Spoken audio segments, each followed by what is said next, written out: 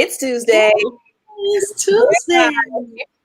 We're finally back. Whoop, whoop, whoop, whoop. I know it was How you doing, sweetie? I'm better. I just needed some time off. The last couple of weeks have been a little bit of a doozy, but we started virtual school today, which was a huge success. And How was that? It was great. It was great.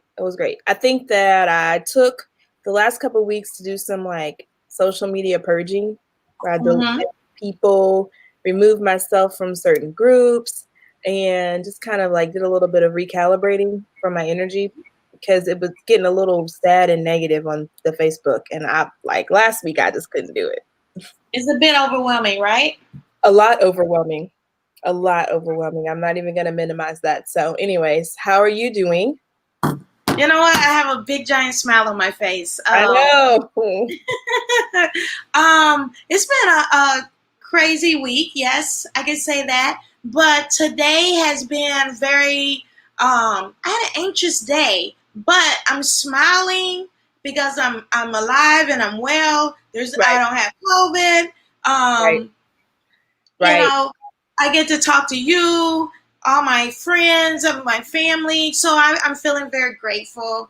And I'm just excited about the show today. I'm happy to be back too. And I'm excited about the show today too. So he's a fellow alumni member.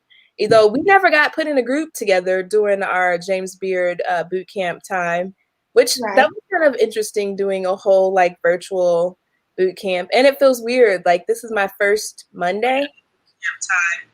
Yeah, this is my first Monday that I didn't have to like log on and like be in front of the computer and trying to do stuff. How does that feel? Does it feel a little weird? Like you're missing like your new. I feel like I'm forgetting to do something. I feel like I'm forgetting to do something. Like what? But then I started with the Catalyst Kitchen Fair Start Summit starts tomorrow, so I'll be back on the computer. Yeah, that's awesome. Taking class. Tell me a little bit about that for a second. Yeah, so we're working on the prospect, and we would like to partner with Catalyst Kitchen. So they're having I'm going to call it a hunger summit. Really, just talking about the way they have pivoted during COVID and recovery meals and fundraising and just all of the ins and outs of a social enterprise workforce development training program. So that'll be good. I have my whole notebook, and I'm ready to like scribble away. So that'll be good. Into it, right? Yes. So, do you want to introduce today's guest? You know what? I do only in like 3 phrases. I think. Chef Simeon. I'm just gonna say that because that's what I call him all the time. I will let him introduce himself in major detail. He is an amazing friend, chef, entrepreneur. That's it. I'm gonna say because there's so much more about him that the whole bio was like a page long, and I was like, I'm sorry. I can't even like do this. I'm gonna take the first sentence in the picture because that's all I don't even know if I try to summarize this if I'm gonna do it justice. Where do I cut out? It makes sense. So I just have to bring on a very amazing person, and that's all I want to say. Let's bring him on. Okay. Hey, buddy. Hola. Okay, it's about to snow here. I don't even want to hear it. Yes, it's September. No. It's 89 degrees. It's like here. No, it's 50 the breeze is and I just had pineapple for lunch. So right now, what time is it over there in Hawaii? Uh-oh. Why does the internet always do that? Wait.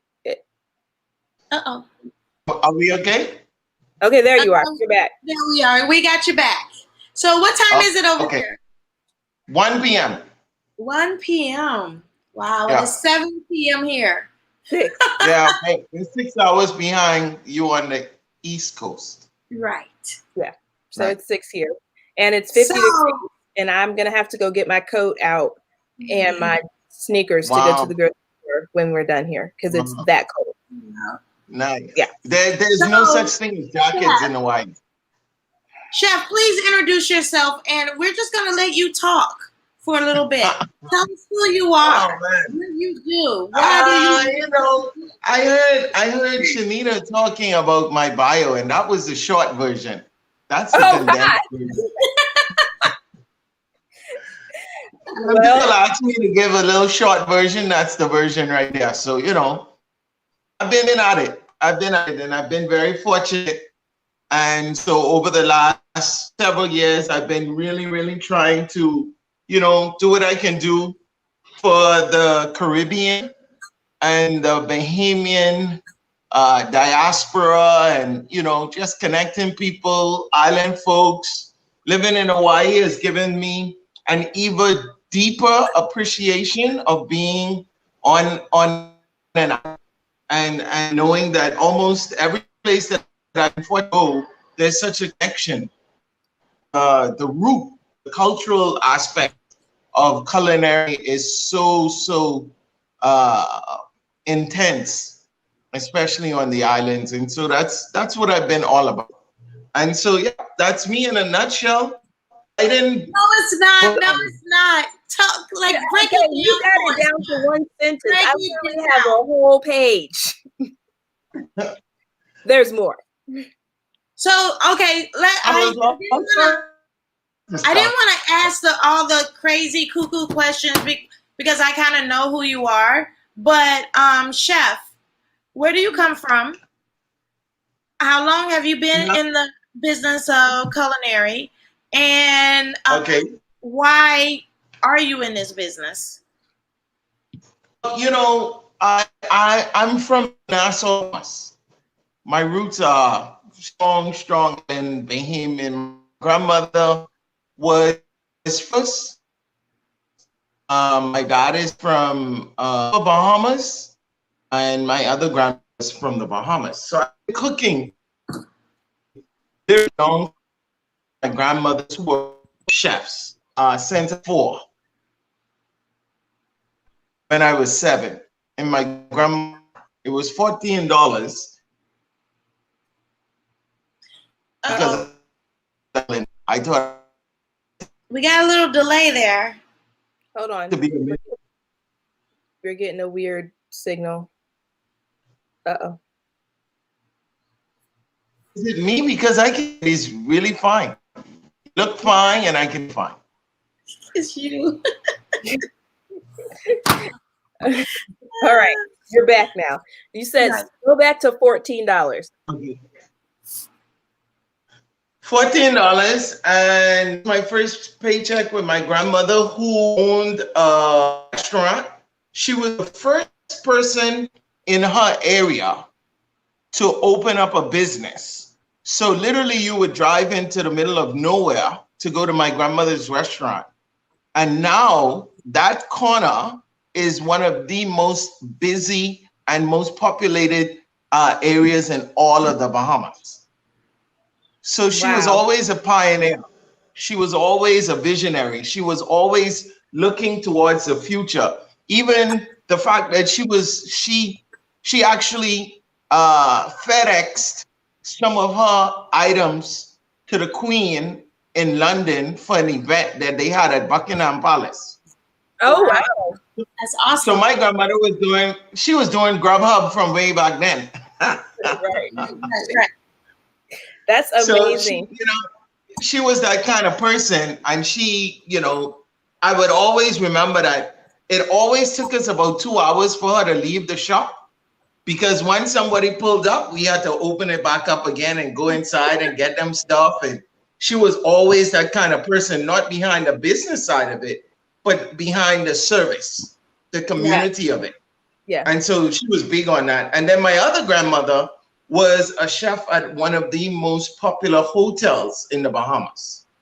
And she worked for the entire part of her working adult life. That's what she did. And then the latter part, she became the chef in the cafeteria. And so she was known for taking care of everybody. And so that hospitality element was always something that I had. and was always something that they taught us. And I mean, it was amazing. I went to the farmers market with my grandmother who owned the restaurant.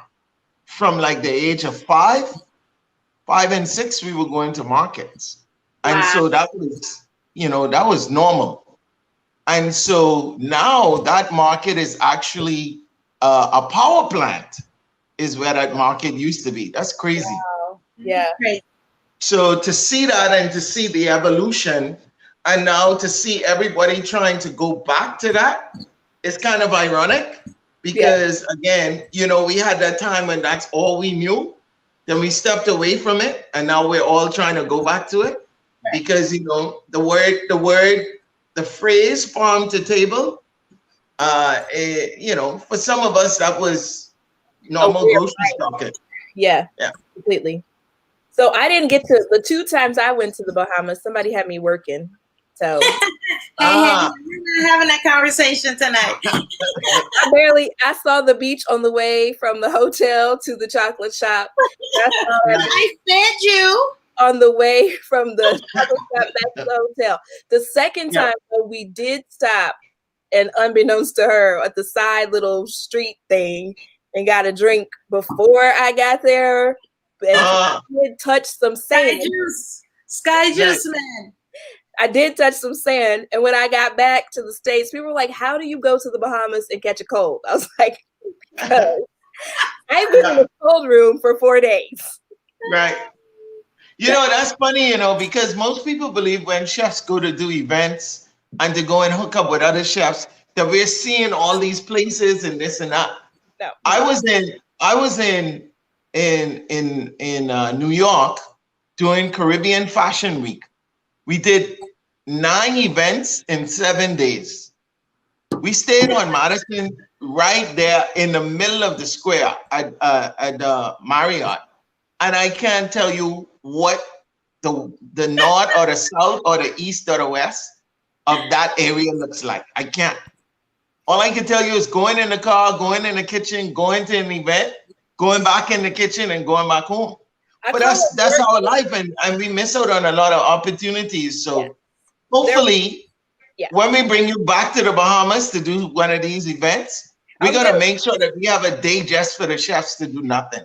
You guys trying to make me feel bad? What's really going on? Hold on. No, because the same thing happened in New York. The 2 times I went to New York, I didn't see anything.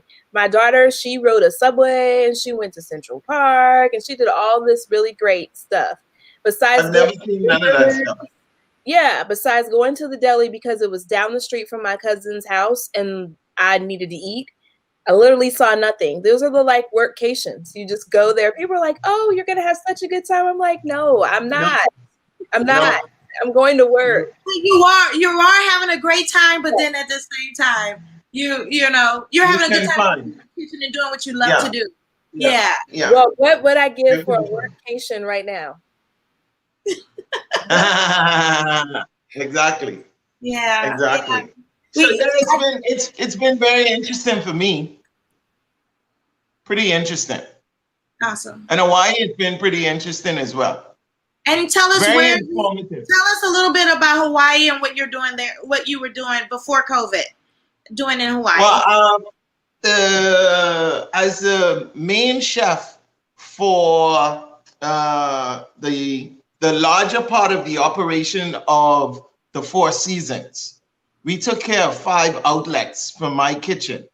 Mm-hmm. And so it was pretty busy, pretty busy. We clocked one day during the holiday seasons, we were doing up to almost 12,000 plates in a day, all inclusive of everything that we were doing. So you can bang it out at the Four Seasons, trust me.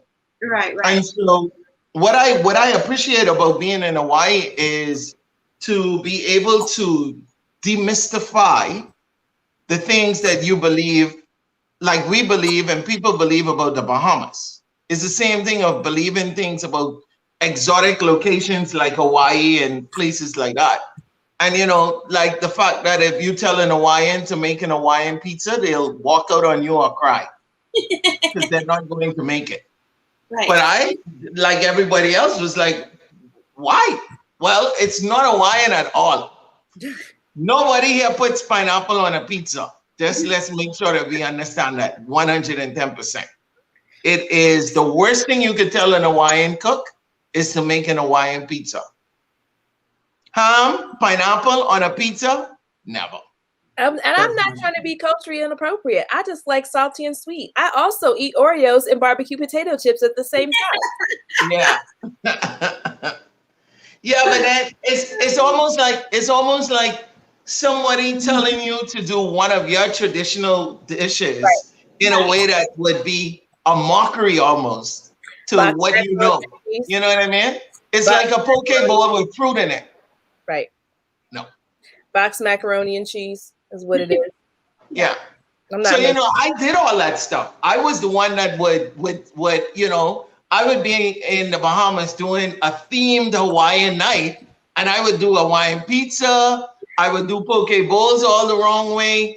I would do the worst way to make spam fried rice and everything else. You know, you go online and you Google this stuff and you get the pictures and you think you're doing it right. Well, no. So on my comments on my page, Chef Asteer is on watching. Hey, Asteer, we love you. He just said it's like tropical conch salad. Oh God! I forgot about it. Don't even get me started on that. They know that's like my nemesis. So yeah, it's been amazing. It really has been amazing to you know, even at work, when I got there, I had to kind of take myself and other chefs that weren't from the islands out of the equation of the Hawaiian menus. Right. You know, we were still doing things and such, it was almost blasphemy.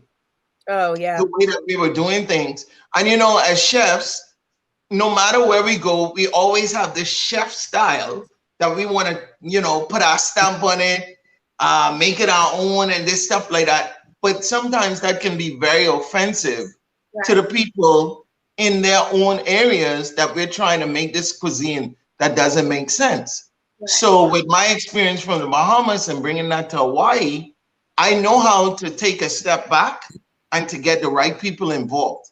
Yeah. So that was something that we turned around here and everybody really, really respected, you know, me putting more Hawaiian dishes on the menus, the buffets getting more authentically Hawaiian food and stuff like that. So, and in the process, I was able to learn these dishes. Mm-hmm. Now I get squeamish when I see certain things and then they have the Hawaiian attached to it. So like just because you put pineapple in coleslaw doesn't make it an Hawaiian coleslaw.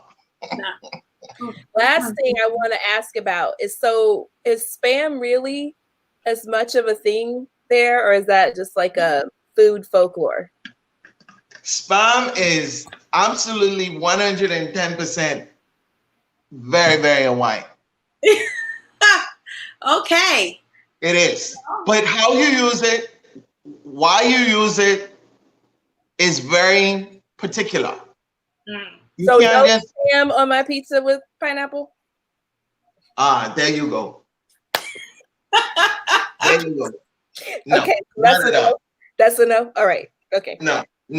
Check but you know, but then we would, for example, we had no problem making spam fried rice, which is definitely something that locals would eat here. But making it and presenting it in a way that appealed to a Four Seasons guest. You know what I mean? A pineapple bowl. Hey, here you go. Is she doing this on purpose? Yes, she is. You know, when I first came here, we had 2 dishes that were in pineapple bowls. That grinds my gears, by the way. And I absolutely 110% was like, no way. First of all, it's very wasteful, and I'm big on that. And secondly, you could see the Hawaiians looking at this like, what is this? Why? What is it? Who is this to represent? Because it certainly doesn't represent us. We would never do this here. So we quickly reformed that and took that out. And besides, it's 2020. That is so 1960s, 1970s. Why are we putting food in fruit bowls? Yeah, that, well, Why don't we just bring back tomato aspic too and start eating that again? Gross. Everything goes full circle. You got to be careful with it. Oh God, yeah, I hope there you go. that back There up. you go. There you go. So I want to also kind of talk with you about a few years ago, Simi, you went to Japan or Thailand. You were in Thailand. Asia. And just tell us a little bit about your travels. Well, I've always been one of those who wanted to learn food through travel and going to the right place. Yeah. And not just Googling it or not just, going to a hotel and talking to somebody who had a hotel interpretation of what food is. So I've always been against that. And I've been fortunate enough to be around, great people who had resources. One of my good friends, he is a hotel manager with the Four Seasons Group. And he has been with the Four Seasons Group for quite some time. And so where there's a Four Seasons, we were able to travel. And funny story about going to Thailand was when I went to Thailand, the hotel in Thailand helped me coordinate the travel. And they thought my friend and I were Americans. So they did not organize visas for me. So when I went to Thailand, they realized that I couldn't enter because I didn't have the appropriate visa. So they helped me to go to Singapore, where there's a Thai embassy, to go and get the visa so that I can go to Thailand. So it all happened to work out because I got a 7-day stay at the Four Seasons Singapore. Nice. Which has a Michelin star restaurant, the whole 9 yards. Absolutely gorgeous property. And so I ended up going to Singapore and doing a tour over there for a week. And then I came back and I went to Thailand and we traveled around Thailand for a month. And so it all worked out. Sucks to be right. I know, right? Experience ever. Oh, how did you manage? I literally, I'm there with a mountain backpack and like a duffel bag, and that's it. Right. Some jeans and t-shirt, and I'm good to go anywhere in the world. And so I had that experience all over Singapore, and they actually, that was during a time when they had this famous race that they do there. And it was really, really bustling. Got connected with the people at Four Seasons. They took me to the local eateries. And so I went all over to the right places in Singapore. And then I ended up in Koh Samui, Thailand, where we did all of our exploration. So that was amazing, absolutely amazing. And, so my reference to Thai food and to that cuisine is from my own experience, not somebody telling me it. So I may not know and understand or cannot create the dish, but I have reference to it. I remember those tastes. I remember those flavor profiles. And so that's what I use and I strive for now, because my style of cooking, because of my travels, is local ingredients with global techniques. Okay. So now you're getting tons of thumbs up from Chef Dewan. He's saying you're his man. And he's saying hello, thumbs up. He's thumbs up constantly. So give him a little shout out. Oscar and the crew, thank you so much. There you go. Tell us a little bit about that street food that you experienced over there. Oh man, you haven't been to? I mean, I could be wrong, but I haven't reached Asia yet. I've been through the Caribbean, a little bit in Europe. So, I mean, one of my dreams is to get to Asia and eat my way through, I'll admit that I had another child when I could be kid free. Like all of the kids in college are grown.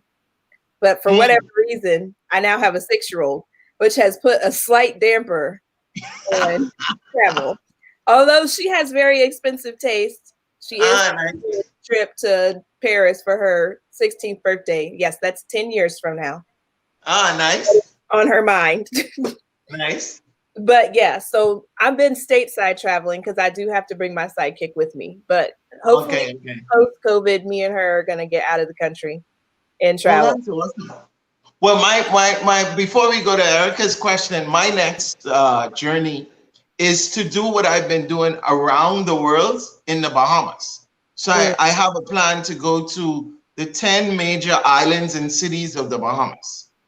And that is for the cookbook and the show and everything else that I'm working on, and to really get into the grassroots of Bahamian culinary and the whole culture of that. But yeah, Erica, I know that Asia itself is really, really growing in terms of fine dining experiences, etc. But to me, Asia will always be street food mecca. Right. I mean, everything is there. If you want whatever you want, you can find. Singapore is very clean and structured, extremely. Yeah. Like they are really, really something else in Singapore. But Thailand, when you go to Singapore, everything is so clean and pristine that it's almost like not real, like plastic. When you even like the lawn care to the bushes to the building. Extreme. And then you will get major fines and tickets for doing anything out of the ordinary in Singapore. Wow. It's that serious. But Thailand is Thailand. Thailand is definitely a very, very interesting place from the fact that the main downtown is downtown by day and red light district at night. Oh, literally, like not even, no joke. It literally switches to the point where the businesses have to shut down. There's businesses like the legit businesses, they're open in the day, and then the other businesses open at night. And so one side is boarded up, and then the other side is open. And it's absolutely amazing. Chef Jawan just said crazy rich Asians. Oh, yeah. Wow. It is something else over there. I can tell you that. Let me just put my phone on mute for a second. If I can find it. So the street food was during the day is different. Again, there's a difference between the day street food and night street food, especially in Koh Samui. The spices and the produce and the meats are absolutely amazing. If you're a little bit squirmish. When you say meat, does that also include a little critter runs around like called the rat? Well, exotics are available. But again, it's not, from what I saw, it's not the vulgar definition that you would see that you could get anywhere. And you go to anywhere in the world, there's always the nice version and the version that would land you on the internet. They exist everywhere. But yeah, I went to the nicer markets that did have some exotic foods, and definitely my friend, a Thai person, took us around, and it was amazing. It was absolutely amazing. One of the things that I always remember was, I don't know if you've ever seen them make paper out of leaves and shrubs and grass and all that. It's a very big thing now. I saw that process. And so it was absolutely their production of fabrics and service wear and all that other stuff. It's absolutely amazing. Absolutely amazing. Wow. The food there was, I like spicy food, but that's a different kind of spicy, literally. And they put spice on everything. Oh gosh. Absolutely everything. Wow. And the street vendors and the motorbikes and you know, I don't know if you've ever seen this, but have you ever seen a motorbike that has 3 or 4 people on it? No. You've never seen that. If you go on YouTube, you could look at it. But it's definitely a thing. But I've seen it on video, and I've seen it also on thing. So yeah. Oh, I've seen up to 5 people. Said hello to you, Kirk. LaRue said hello, and then Dewan said you're one of his favorite people in the world. So there we go. Thank you so much. Yeah. So we just finished boot camp. Yep. Talk about that and how you feel. Where are you going? Well, you know, I've always been a voice. Sometimes that voice can be we know about that problematic. But what I do like about the boot camp, it for somebody like me, it gave me organization. Yeah. It gave me a strategy. And that's what I took away from boot camp. Yeah, so now that I can now take what I've been doing kind of ad hoc and kind of off the cuff, and now put it together in a way that I think will get us into more doors. Mm-hmm. And because, you know, sometimes huffing and puffing and shouting and screaming is needed, but then there's times when you need to structure that. Yeah. So that a different audience is now drawn to what you're saying. You know what I mean? Mm-hmm. And so that critique that I've always had of certain issues, I now know how to put that together in a very clean and polished format. And I think that is what excites me for the time that we had at the boot camp. No, I agree. I think I was the opposite though. I just didn't feel like it was relevant. Like, who cares what I have to say? And so prior to COVID, I'm boisterous in like small groups, like, but publicly it was just like, oh, this is work. This is what I do. And that's that. That really, I never really talked about any of the things that I was doing so it definitely helped me to find a voice and feel a little bit more confident saying things, because I'm really an introvert, so I can extrovert for work, but I want to just be at home and not bothered by anyone. So really being shut in, it didn't get on my nerves until July. I was straight. All the rest of y'all were freaking out in April, and I'm like, no, I'm still not freaking out, actually. Yeah, people were like going crazy. All the extroverts were on man, you hop on Instagram Live around 10 o'clock p.m. and you're like, ooh. Extroverts are extroverting because they don't have anything to do. So I'm cool with just like being alone and being in the house. That kind of thing doesn't bother me. Not really having a whole lot of interaction. I'm actually the opposite. I'm one of those chefs who does not like to talk to the customer. I literally have to give myself a pep talk. I'm like, okay, once you're at the table, you're going to have to like, you know, where's your lip gloss? Get yourself together. Disneyland, go. And then afterwards, I'm like, yeah, it's exhausting. It's exhausting. But you train yourself to do what you have to do, though, Shanita. You know that. So I'd rather. I'm both actually. All of us kind of. I know I enjoy being in the back of the kitchen, but to make that money, we've all learned how to step out in front of the kitchen. And that pep talk. You know, you do that pep talk and you step out of there, and then when you're done with the clientele or whatever, just exactly what Shanita said. Man, I need a drink after that. You know, just like don't pull yourself together or bring yourself back down. It's exhausting. Even after so many years of doing it, you've been like, man, that was a lot. You know. Well, I guess it's kind of like when sometimes when people try to invite you out for dinner after you've worked cooking dinner all day and stuff like that, and they don't kind of get it, like why you would say no. Well, you know, that's what I do all day. I don't want to do that now. Literally, I want to eat a bowl of cereal, and that's it. Yeah, I'm a woman, and people are men are like, "Oh, you're a chef." No, I No. cook for my job. What I don't want to do is cook for a date. That's Right. No, it's Well, not. I'm so sorry.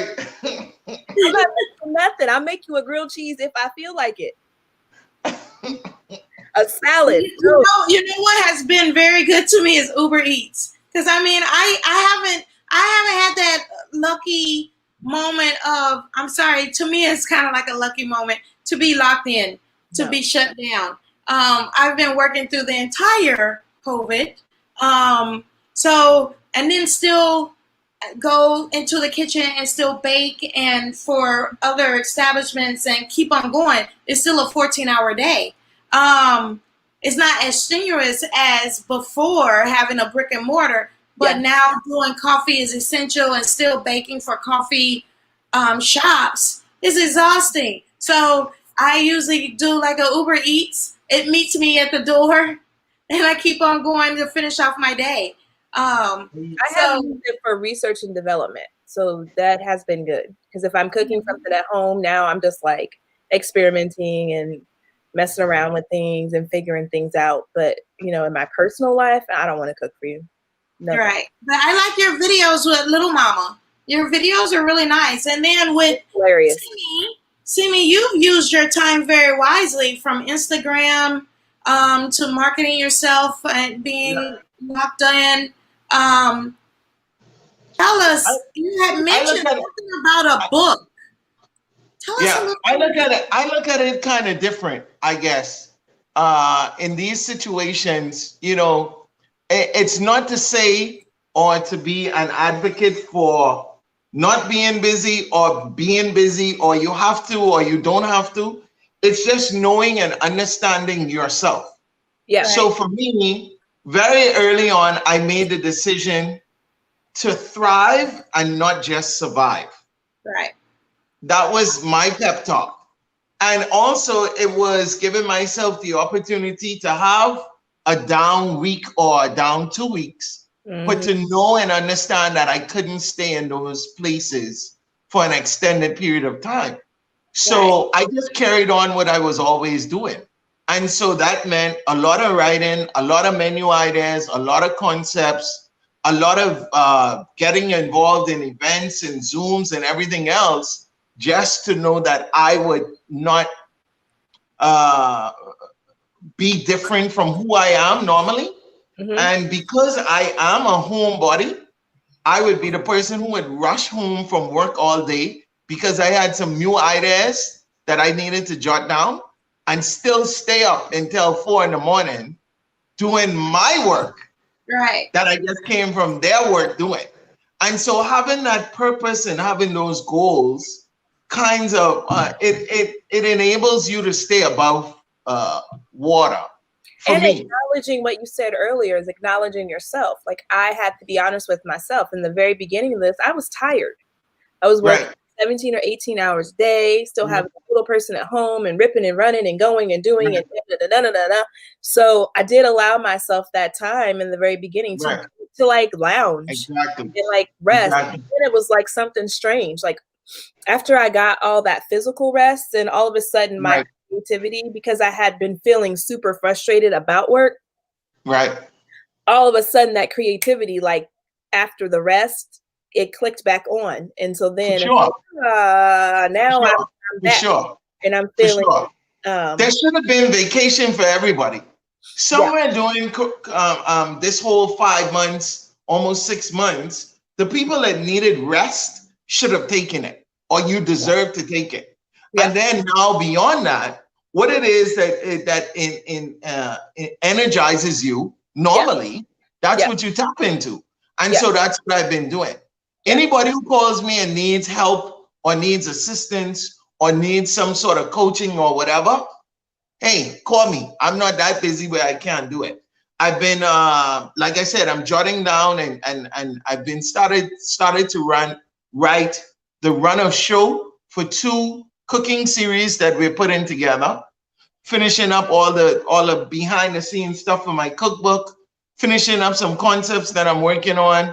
I did now with this tonight, this makes my 30th event that I've done during Corona.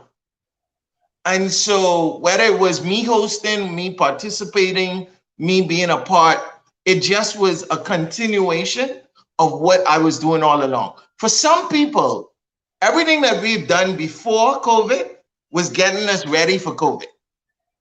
COVID wasn't designed to fold everybody up.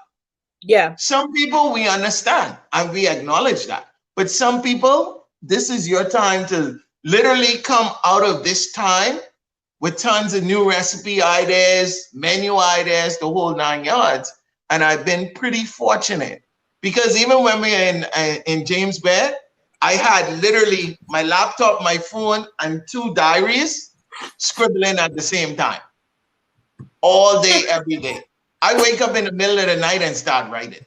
They're sticky. I had them up on the wall, and I was like, "Oh, that looks tacky. I should take those down before we go live." You know, I had my whole wall before long. All of this, you couldn't see my wall. This was all Post-its and papers and ideas and just writing down stuff so I don't forget it. And for some of us, we have the opportunity to do that because the world hasn't stopped. Right. No, it's just changed, and we have to acknowledge that. And we need to just be a part of what that change is going to mean, especially for people in leadership roles. Yeah. Because you still have people looking up to you. You still have people wanting to know what your interpretation of tomorrow is. Right. And that's not just going to go away because things have changed. And I think that as I'm looking at where I'm headed and where I'm going, and I hate the term leaning in because that's bullshit. And I also hate work-life balance because that's also bullshit. So I think I'm just trying to find some harmony. Now, harmony is to me more plausible than like that when they say work-life balance, because when you're like an entrepreneur and a parent, you're never going to be in balance with your parenting, and you're never going to be in balance with your work. You're just not. If I'm on my Zooms or if I have to write on the cookbook or do whatever, then the little one feels like I'm ignoring her. And then if I'm not on there writing and doing whatever, then I'm in my mind, I'm like, oh, now I'm gonna have to stay up later because I took time out from doing. There's no balance, but there can be harmony in those two situations. And that's like allowing myself a little bit of grace. Yes, I can stop and we can do an art project, which usually involves us going live and cooking something, lunch, dinner, breakfast, whatever we need to do. Then we can get back, there's some harmony and peace in that. I think we all, hopefully as culinary people, we all give ourselves a little bit more grace. And I think now since COVID has come into people's lives, I think people have started doing more self-care. Yeah. I don't think anyone actually has a true balance from personal to work. I really, and you strive for that. I think, balance master. All my life. Or from the struggle, but I've told oddly enough, right before COVID hit, we had this meeting at work, and we were all talking about this, and it ended up me doing the same thing of giving the example. And like I told them, there's 2 things that can happen. 1, you can either decide, or 2, life will decide for you to make you stop. Something will happen that'll make you stop. And here's the thing that you have to also understand. You said it, the word is perfect, harmony. In that, what you decide to be work-life balance, especially, first of all, there's a difference between if you're the owner or if you work for somebody else. If I work for somebody else, it's definite work-life balance, 110%. There is no go home, work. There is no. I'm probably the only manager on property that had never had work email on my smartphone. I never checked emails before or after work. Never did any of that stuff. I never had to come or opted to come to meetings during off days. No, I'm not coming. And even the director of HR applauded me by saying, well, you know, we believe and we understand that you're that way because you have a life outside of your work life. And that's where the challenge is. If you're committed to doing what it is that you need to do or want to do outside of your work experiences, then you will determine or force yourself into a balance, force yourself into a harmony. When I worked for myself, again, it was, first of all, if I'm working for myself, I'm usually, I would say 80% of the time, doing projects or work that I'm comfortable doing. I'm not taking on any projects that I'm going to hate, that I'm going to feel terrible for showing up, or this isn't the kind of client I want to work for, etc., etc. What's the point of working for yourself if that's what you're going to do? If you're going to still feel imprisoned by the people that you have the ability to say, you know what, you know, my price is $10 million. So they're going to say, okay, we can't afford you, and just move on. There's always a way to eliminate those kind of things, especially when you work for yourself. Now, when you work for somebody else, for me, that's an automatic. That's even not even up for discussion. You don't have to tell me about your little phrase in your meetings to say work-life balance. Because even in the work-life balance meeting, I got up and told them I have to go. I got something to do. So, you know, time's up. Yeah, I definitely believe in that because I always have something else that needs my attention. And I'm going to give you your attention 110%. But for example, if you need me to work 7 days, I'll be here 7 days. But if you tell me I work in 5 days, you best believe them other 2 days, I didn't plan to be probably off the island. Doing something else. So sorry for you. That ain't gonna work. Vicky just said, preach, chef. And you know what? This didn't even, the concept didn't click to me until during COVID. A friend of mine is a photographer. And so here we were shut in. And so people wanted to have family portraits. And so someone created this concept of like porch portraits where the photographer would be like outside your house, maybe in your driveway with a long lens, and you and your family is on the porch. And these little fees are like $50, $75, whatever. And so I guess people were like hitting her up. And she made a post and she was like, it cost me $873 and some change to get out of my bed. If you're not calling me with an opportunity that's going to make me $873 and some change, I'm not interested. And at first I was like, oh. And then I thought about it. I was like, you know what? She sure is right. Like, she's got expensive cameras and all this time, and y'all want her to get dressed, editing and all that other stuff. Yeah, all these pictures for $75. Yeah, and people are still going to have an $875 expectation. Right. They're going to have it, you to especially once you put your name on it. They're still going to have that expectation. Right. So you have to be careful of those things. And so for me, I've been very fortunate. One, to usually attract the right clients, and two, being able to know how and when to tell people no. Yeah, sorry. I would be honest if I said the few catering jobs or events that have gone terrible are the ones where I knew deep in my gut that I should have said no. And the very moment that I go against that no, it usually winds up to be something that I have to pay for, either emotionally, financially, whatever, physically. Those people have gotten on my last ever loving nerve. And all I had to say was no in the beginning. So that's a lesson that I've learned, and I really feel confident because people have, even like now, people want me to do meal prep, and I'm like, I just don't do that. I don't. Right. And for me to start doing it would cost so much money that I would outprice myself from the market rate because I can't afford to do it at the rate that they're doing it. So you should probably just go to someone who specializes in meal prep. I appreciate you thinking of me, but You and I would definitely get along in that arena. And you know, one of the things that I guess this is a very good place to talk about is pricing, charging, worth.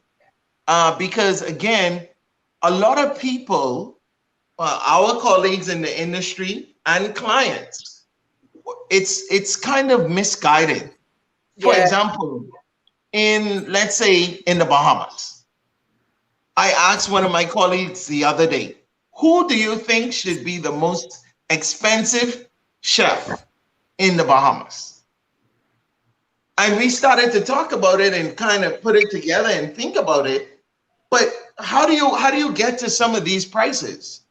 And by that I mean, how do you, for some people, they devalue the industry so much that it doesn't even make sense to go down that road with them. And then there's some people who want to charge what, you know, somebody who's been in the industry 20 plus years, and they want to charge the same price as Erica for chocolate. And they just learned chocolate off of YouTube yesterday. But they really want to charge you the same, like, no, you know, all of that disconnect is things that, you know, unfortunately, having all this time during COVID has been able for somebody like me to reflect on. And so it becomes very difficult. Have had to cook for themselves. Like here, we were literally shut down. Like there was a large period of time where almost all of the restaurants were closed. Unless you were getting like delivery, and that's like Popeyes, Chick-fil-A, those places were still open, but like restaurants were closed. And I know my timeline was going nuts. People were like, I just cleaned up the kitchen, now I gotta cook again. How many more times am I gonna wash these dishes?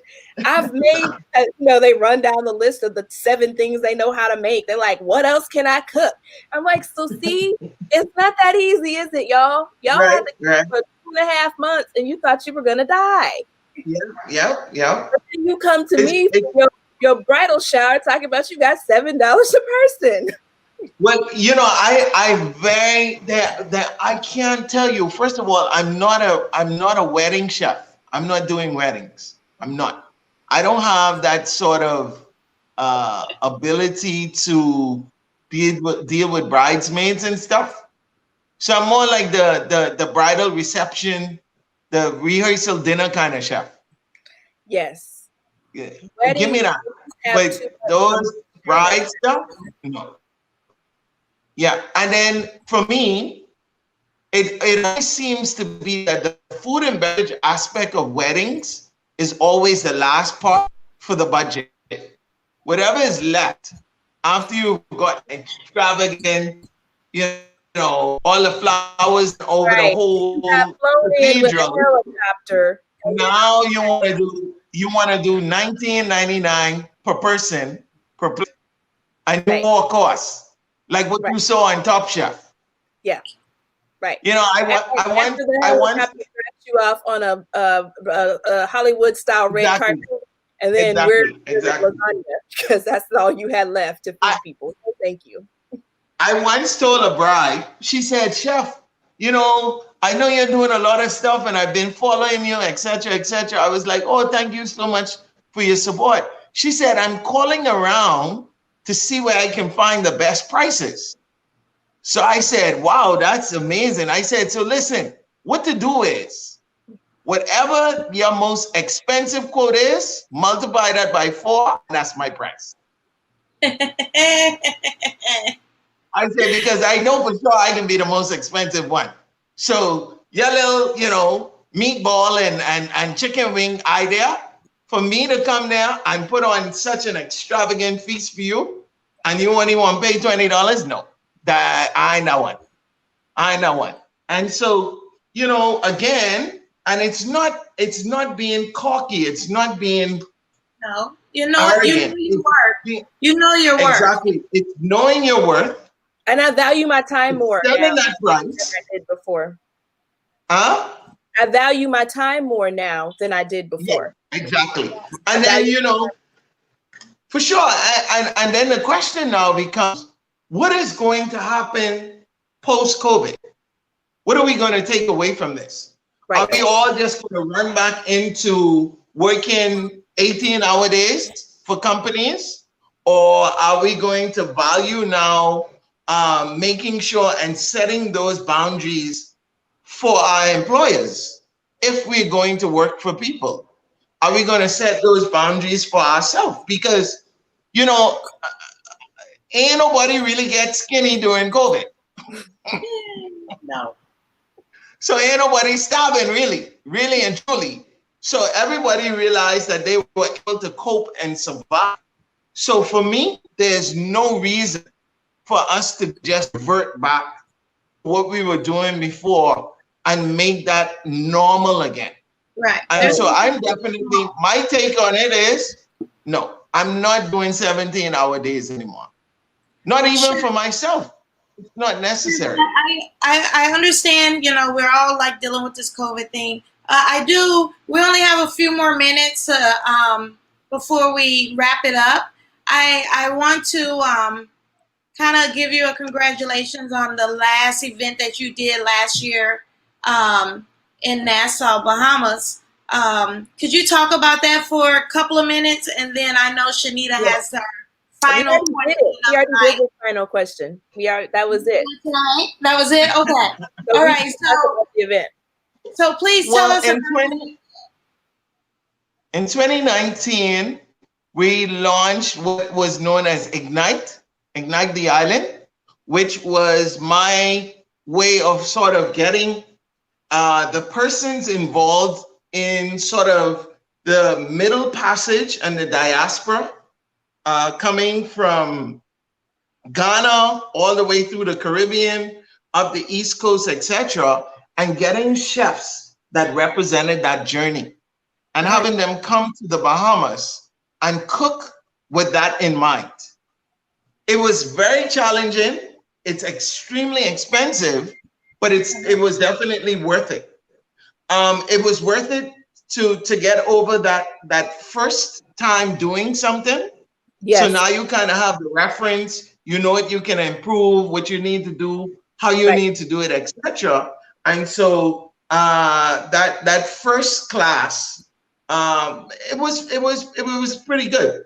I'd like to say, I think one of the best parts of the experience was that final night when we all dove in the pool together and we were eating fried hot dogs and go by the work. Yeah. So again, that was. I know that just the experience of being there, and you know my love for the Bahamas. Right. How we've known each other a little bit more. I think that just cooking, as me being the only woman chef there, that you let me be that featured chef. I appreciate you. But it was the best part was the camaraderie in the kitchen, the photo shoot that we did in the middle of the ocean. At the end, that night of the event, which was like one of the most beautiful events I've ever seen in Nassau, Bahamas. The setting of the plates, the table settings, for us all cooking over open fire. Right. You know, I got to cook a dessert over open fire. First time doing that, and I hopefully it's not my last. Just having the range of chefs that you had there. Thank you so much. Yeah, it was fun. It was amazing. And to be able to tap into people who would say yes to a crazy idea. Some people that I hadn't even met until I actually saw them. You know, Eric from Top Chef, he and I still remain very, very cool. He's an awesome spirit dude. Other people that came through, it was amazing, and definitely is something that we're going to do again. And it's going to be even more fantastic this time around. We had it planned for this year, but obviously we're going to hopefully be able to do it next year. We may scale it back a little bit because of now, you know, the aftermath of COVID, but definitely we're going to continue that and grow it into an annual festival. Right. So that's my goal for that. for sure, 110%. You have a comment here from Chef Vicky, and she said that was an epic event. She's glad that she made the trip. Nice. She flew in from Fort Lauderdale, her and her husband. Right. And you had quite a few amazing guests there. You know, just tell them the space that you had it in. Well, we had it at the National Art Gallery. The National Art Gallery, yes. Which was beautiful. The art gallery was beautiful. National Art Gallery, which is an old historic building in the Bahamas. It has a lot of cultural reference to it. The grounds, everything has a lot of cultural reference. And so we were very fortunate to partner with them to get that space. And it was a last minute announcement to everybody. So everybody kind of wanted to know where it was going to be. And we're definitely going to do something similar next year. And so it's going to continue to connect us, and the representation of the diaspora, getting other people involved, getting more female chefs, getting more, everybody is invited. There's no disconnect here, and we're definitely looking to have more people in. This is actually the only event in the Bahamas that has a network of local and international chefs. Right. That is something that's not been done at that level before. And so we're going to continue to do that. And so as we make partnerships around, we're going to definitely connect with more people. And almost everybody who has done that is still doing something right now. Yep. Everybody's involved in something. And so hopefully we get most of who was there last time and some new faces. Yes. So that we can continue to grow the experience. And that is going to be something that we continue to work on, for sure, 100%. That's amazing. Well, it's a little after 7, so we want to be respectful of your time. Thank you so much for joining us. I will link all of your information in the comment section so people know where to follow you so that they can stay, at the top of the list whenever all these announcements come out. So thank you again. Yeah. We will see you guys next Tuesday, 6:00 p.m. Central for the conversation. Thank you. Thank you.